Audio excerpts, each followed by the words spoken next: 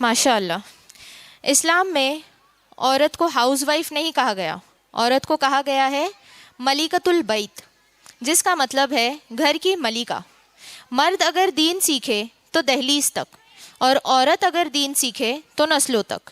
پیش کرنے آ رہی ہے اریبہ تنویر شیخ، جو کہ دوم کی طالبہ ہے، اور ان کے تقریر کا عنوان ہے ایک ماں ہونی چاہیے. السلام علیکم ورحمۃ اللہ وبرکاتہ. نحمدہ ونصلی علی رسولہ الکریم، اما بعد. معزز مہمانوں اور میرے پیارے بھائی اور بہنوں، آج میں ایک ایسی ہستی کے بارے میں بات کرنا چاہتی ہوں جس کی محبت پاک ہے، جس کی قربانی خاموش ہے، اور جس کا درجہ اسلام نے بہت بلند کیا ہے. ماں کے منہ سے نکلی ہوئی بات زندگی کا رخ بدل دیتی ہے. ماں کی محبت نور خدا کا پیغام ہے. ماں کی محبت نور خدا کا پیغام ہے. اس کی خدمت میں ہی تو رب کی رضا کا کام ہے. یہ الفاظ صرف شاعری نہیں بلکہ اسلام کے روشنی میں لکھی ہوئی حقیقت ہے.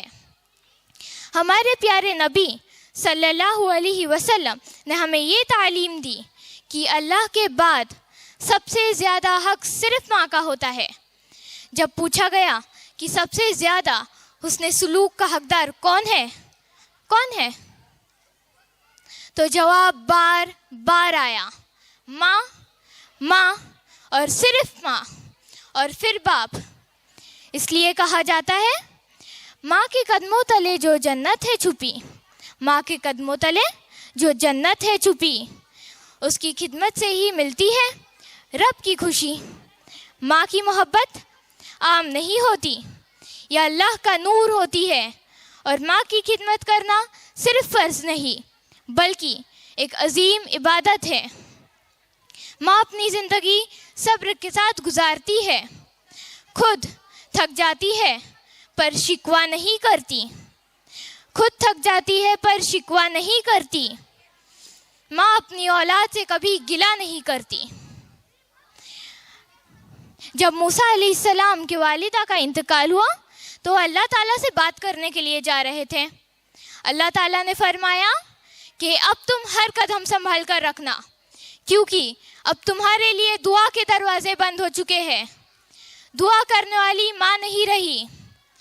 تو سامعین، یہ سوچنے کی بات ہے کہ جب اللہ تعالیٰ کہہ رہے ہیں تو ماں کے درجے کی عظمت کیا ہوگی. حضرت شیخ عبد القادر جیلانی رحمت اللہ علیہ پیران پیر اپنے بچپن میں ڈاکوؤں کے سامنے بھی جھوٹ نہ بول پائے.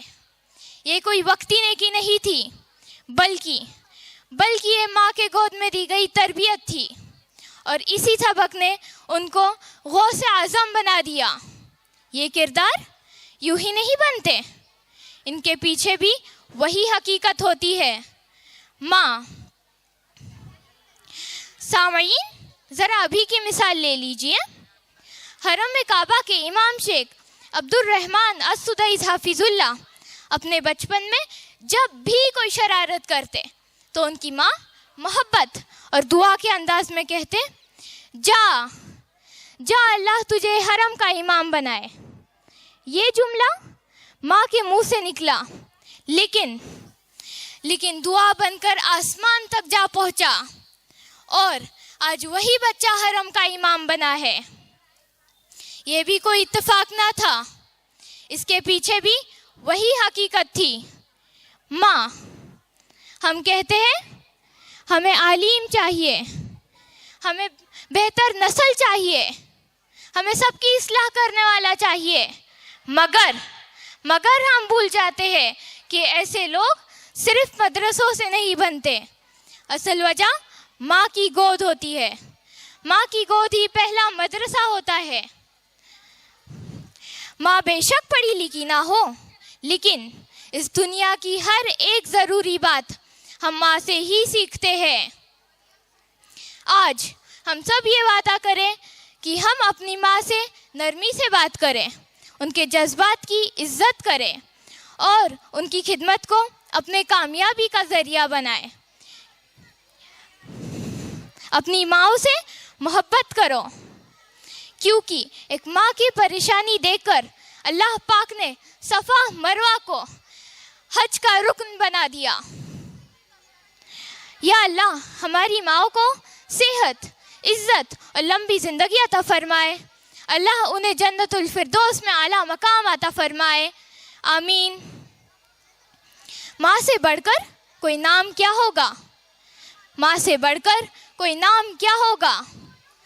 اس نام کا ہم سے احترام کیا ہوگا؟ جس کے پیروں کے نیچے جنت ہے، جس کے پیروں کے نیچے جنت ہے، اس کے سر کا مقام کیا ہوگا؟ وآخر الدعوانا ان الحمد للہ رب العالمین، والسلام علیکم ورحمۃ اللہ وبرکاتہ۔ جو آج کل 4 پیسے کمانے لگ گئے وہ آنکھیں ماں باپ کو دکھانے لگ گئے، جو گستاخی پہ گستاخی کرتے ہیں والدین کے شان میں، حضور آپ کو یہاں لانے میں زمانے لگ گئے۔ کیا سوچتے ہو کس کی دعا کا اثر ہوا ہے تم پر؟ تم جب بھی گھر سے نکلتے ہو یہی ہاتھ اٹھنے لگ گئے۔ قرض دار ہے باپ کے اپنے اور یہ قرض ہم اتار نہیں سکتے۔ آنکھ سا دکھتا ہے مگر وہ پانی ہے۔ باپ کے ذات کا مفہوم ہی قربانی ہے۔